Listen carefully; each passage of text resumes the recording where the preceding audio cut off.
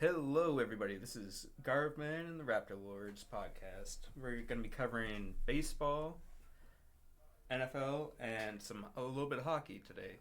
So let's get into it. So the possible loss of spring training this year is a huge hit to baseball. So the current situation with the MLB owners and Players Association is that the MLB owners are basically digging their feet in the ground over minor league contracts and how long they have team control for these players. Now, Dad, how do you feel about these minor league players? Well, I mean, I definitely have sympathy for them that they are under team control for so long, and takes them actually a few years in the major leagues before they can start making money. So it's difficult path really to you have to really be talented.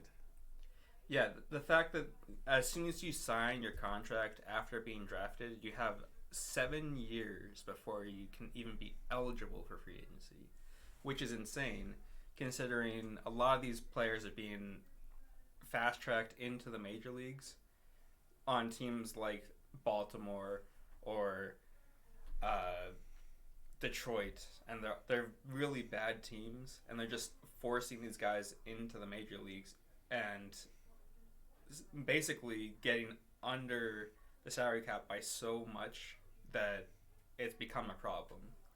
And that's basically the crux of what the player association is trying to do. They're trying to make it so that the MLB owners will start spending money so that things will get more competitive for the league.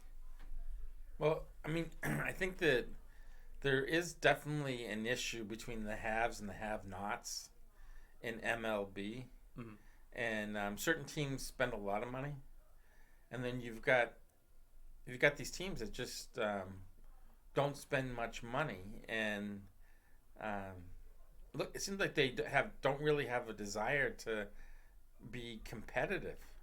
It's like when's the last time the well, I guess we can't even say the Indians anymore. The Cleveland Guardians have been competitive. Like it must have been like 10 years or so since the last time they've made the playoffs.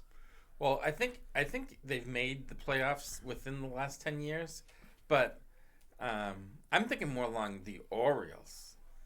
When have the Orioles really been competitive? Must have been back in the time when they had Buck Showalter still on the managing the Yeah, team. yeah, I think it was. And so, how do you make an ownership of a team want to be competitive and win? That's a beautiful ballpark down there in Baltimore. I've been down there a couple times. Really like it, and I think it's a shame um, that they can't field a better team. What's wrong?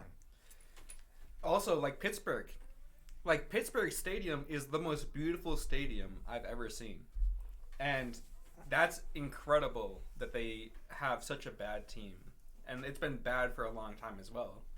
Both teams have an insane stadium, and they're basically wasting it on bad players. So, the date that pitchers and catchers report is generally the day after the Super Bowl. So they have until then to figure out a deal between the MLB owners and the Player Association. Otherwise, there's a potential loss of the spring training. With the potential loss of the spring training, there was significantly higher ERAs in 2020. So I think that might be showing this year as well. So it's definitely a concern that there hasn't been meaningful talks, and I think that it's hard when you have one side that's just going to be unwilling to give anything up, which seems like it's always been very contentious.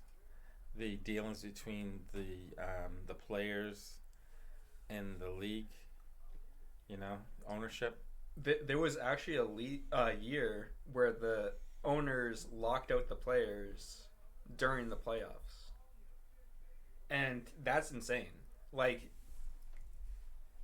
the owners hate the players, and the players hate the owners, and these talks are just so incredibly apart that they have like mediators on both sides just to get them in the same room.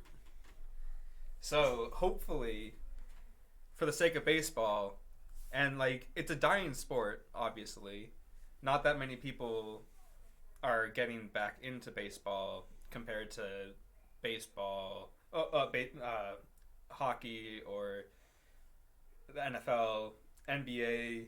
They have a bunch of other sports that they want to go into, but baseball has been kind of on the down turn. I think baseball's a little bit broken, and especially right now, it's in danger, like you said, of losing spring training, which is a huge loss, especially for fans who love spring training. There's a lot of fans that love to go and watch these games. The beginning of the season, there's a lot of hope, and some of it is like really not warranted to have any hope. But before the season starts, yeah, they can have hope that their team is going to be better this year, and now you've taken even that away. It's and then you can't really talk about the last couple of years without talking about the pandemic and how that's affected all the sports. But I think has really hurt a sport like baseball that's already down. Yeah, one of my favorite parts about spring training is most of the time the players will actually go to the crowd before the game and sign stuff. And that was one of the fun things that we used to do is we would get to the game early and they would have the players after batting practice just come over and sign some things, and that was awesome. Yeah, so that's really cool. So we're going to move on to football and what we learned from the wildcard weekend. So the Patriots defense wasn't what we thought it was. Obviously, last week we saw a breakdown entirely of the defense. They couldn't stop the Bills at all. How do you feel with the Patriots defense going forwards? Well, it was a very disappointing performance, and I think that there's some glaring issues, and it's going to take a lot of reworking. I mean, we really thought the defense was going to be good this season, and it was exposed late in the season, and they didn't play well. So it looks like it needs a total overhaul. Yes, they seem very slow, and they definitely need to be younger. You have Hightower, who's 30. You have Van Noy, who's also going to be like 30, 32 or something. McCourty, 32. All these players are key players on our defense. However, they're very old and they're on the slower side of NFL players. So hopefully going forward we can get younger and faster. Tom Brady being the GOAT, exercises demons against the Eagles. Eagles, we all know, beat the Patriots in the Super Bowl a couple years ago. Tom Brady basically took his foot, crushed them.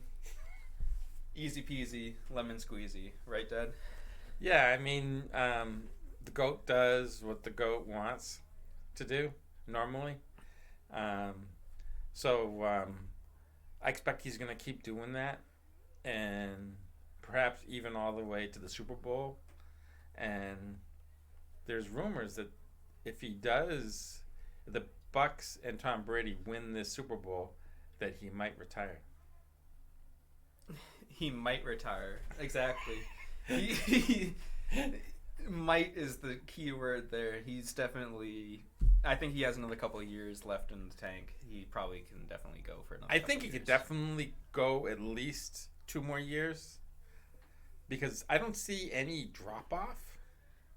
Now, it's actually interesting because I think that Tom Brady, does he outlast Bill?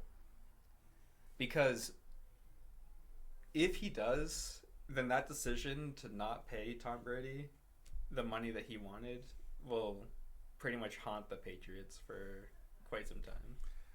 Well, I think that if you could give some truth serum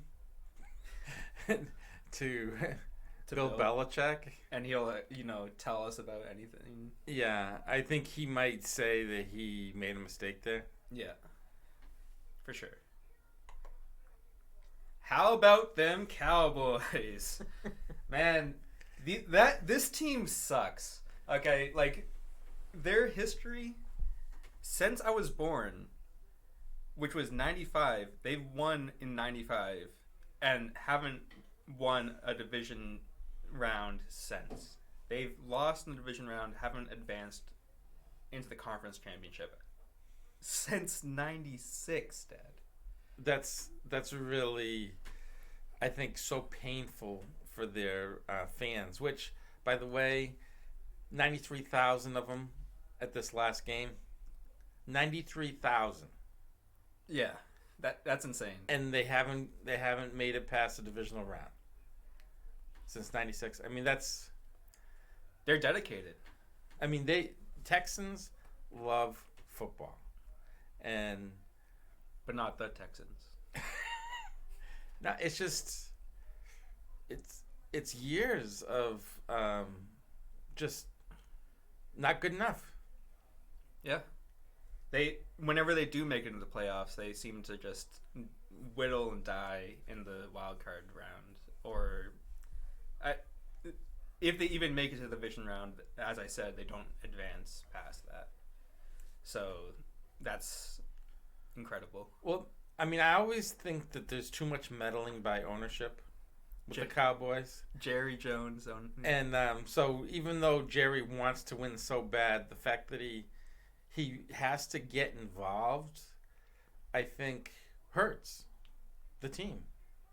Well, it seems like he gets more involved than any other owner, and he might even get involved in the play calling, which is absolutely unheard of from an owner, because he's handpicking these coaches who are just puppets, and he's just sticking his hand up their butt and working them to do whatever he wants them to do.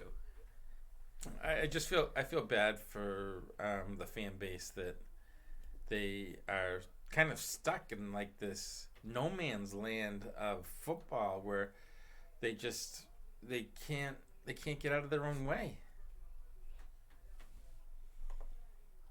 Rams. So they exposed the Arizona defense. They definitely showed that they have what it takes on offense to score a lot of points. How do you feel about the Rams, Dad? I think that they are for real. And I'm going to enjoy watching them. I think they're going to win. That's definitely the game to watch this weekend. The Rams Buccaneers game. That's going to be fantastic. Because that's an actual like bona fide playoff game. I expect they're going to give the Bucs a good game. I really do. Bungles. The Bungles advanced. And here's the thing about the Bungles. They have a really good offense led by Joe Burrow. Joe Burrow, Jamar Chase, and Joe Mixon seem to be the only contributors on their offense, but they do a fantastic job. As long as they can keep it together, I think they're playing really good football right now. I did some research on the Bengals and figured out that they have the worst offensive line in football for pass defense. Pass blocking Joe Burrow has been sacked the most both times, and he didn't play all games last year. He was injured. So he got sacked more than anyone else and was injured part of the way through the season. So to see that, and like they need to do something with that offensive line. He's definitely a franchise quarterback for them, and he needs to be protected better for them to do better in the future. I agree, Jack. Definitely, or should I say, RaptorL0rd. But I looked at this Bengals last game that they played. Mm-hmm.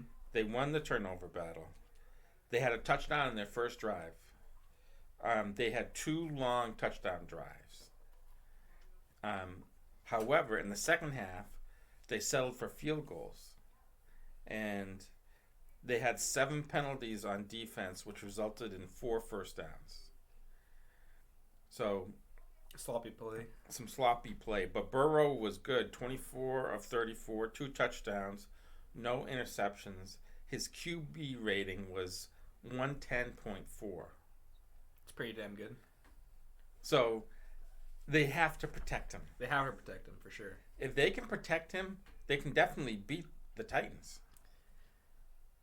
I mean, the Titans are definitely flawed, but they are getting King Henry back, so as long as the King does what he does, then he will definitely save their team.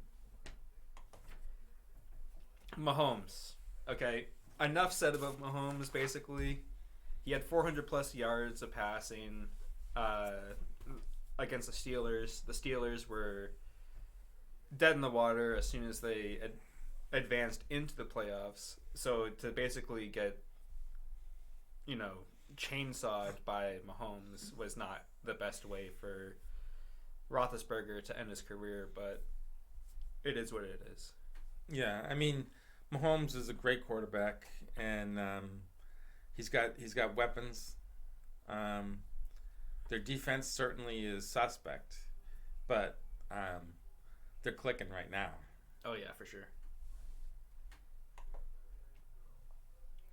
So we have 4 games this weekend for the NFL.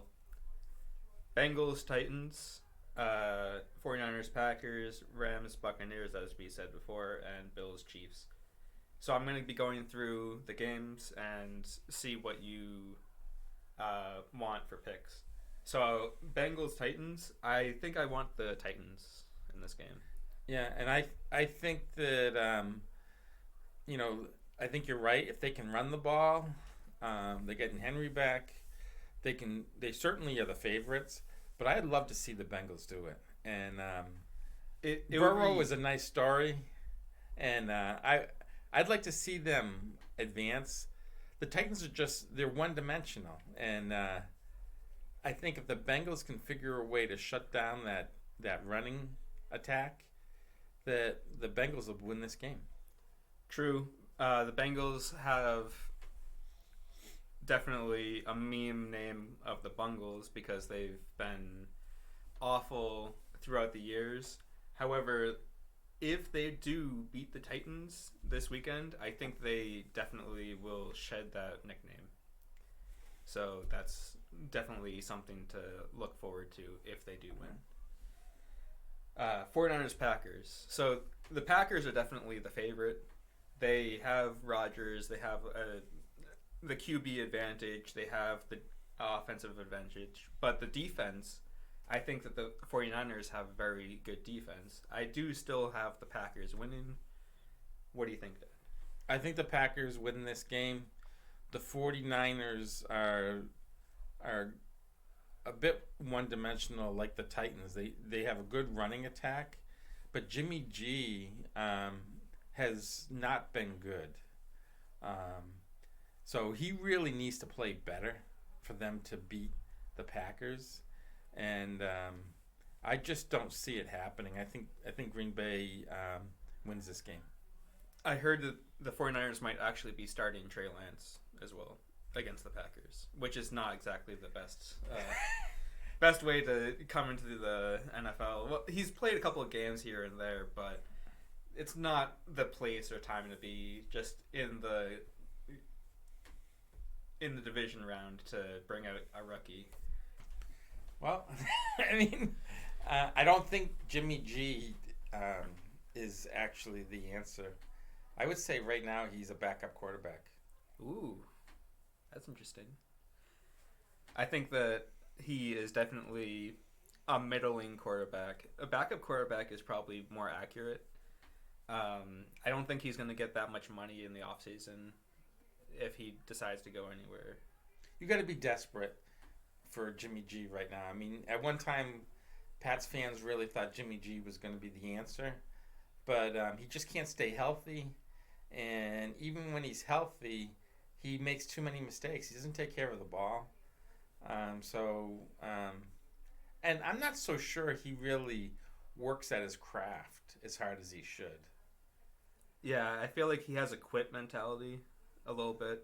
Like, if he is behind by more than 2 scores, I think he just gives up on the game sometimes. Wow. I said it, there you go. All right, we're down on Jimmy G. Rams Buccaneers. I'm going to take the Rams in this game. I know it's a betting against Tom Brady in the playoffs, but I think that the Rams have a legitimate chance because of the Rams offense. The Rams offense has been fantastic through the playoffs. How do you think about that game? It's tough to go against the GOAT because the GOAT will do his GOAT things, I think, in this game. But of the games here, I think this is the game that is must watch. Oh, for sure. Sunday, 3 o'clock. I'm definitely going to be watching the game. Maybe come over, Yeah, maybe. Absolutely. Bills, Chiefs. Do we even have to really discuss this game? The Chiefs are going to just demolish the Bills. They had fun last week, but guess what? Here's a real offense. It's going to demolish them. I don't think the Bills can stay with the Chiefs with the scoring. And, I don't think it's probably going to even be close at the end. So, sorry, Bills fans, your fun is over. They're going to be demolishing less tables, for sure. Bills Mafia, last table of the year. Last table of the year, of course, yes. Bruins hot streak. So, the Bruins have been pretty damn good last 10 games. They've won 8 of the last 2. And they have 5+ goals in 4 of their wins. So, how do you think that the offensive performance is going to continue, Dad? Or no? I like to think that they're going to stay hot on the offensive side. I think the challenge is going to be on the defensive side.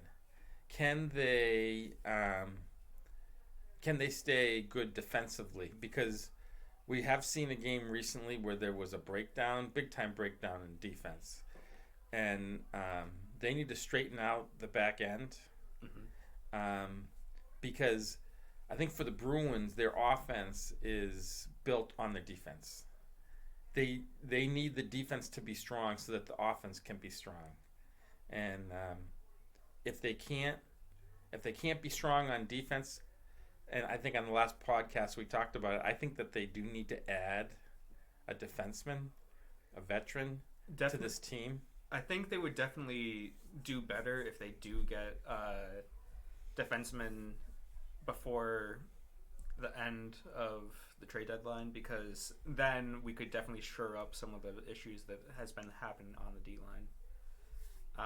Agreed. As far as the offensive performance, they're definitely not going to be scoring 5 goals a game, over a long period of time. But I can definitely see them scoring like 3 or 4 over like a month or so. Like, they have the offensive potential to do that every game that they show up. Yeah, I mean, the power play seems to be coming back now, which is great. And they're scoring more goals. which, I mean, maybe they're catching some teams at the right time. Um, but, and I think, with some games in hand that they have to play, maybe it's going to be a challenge to maintain, and not become a little tired over this next stretch. So we're also going to be talking about the playoff race. So here is the playoff race. The Capitals are at 53 points. The Bruins are at 48. Red Wings are at 42. Interesting part about the Bruins compared to the Capitals and Red Wings is that we have 4 games yet to be played that they have played. How do you feel about the Bruins making it into the playoffs this year? I expect that they will make it in, especially with the addition of Tuukka. They've got now seasoned goalie, a veteran. So as long as they can shore up the defense a little bit, I think that they're going to be fine. And compared to the Capitals and the Red Wings, I think that we have a better offensive team than both those teams. So even if they are going to be making it, like, basically 2 wildcard teams make it in to the playoffs every year. So we're at the second spot right now, but we can definitely score more goals than the Capitals or the Red Wings if we come up against them. So in those 2 matchups, I think that we will probably dominate them. So there's a good chance that we do make it into the playoffs this year. Hope you guys enjoy the podcast. This has been RaptorL0rd and Garvman signing off. Have a great week.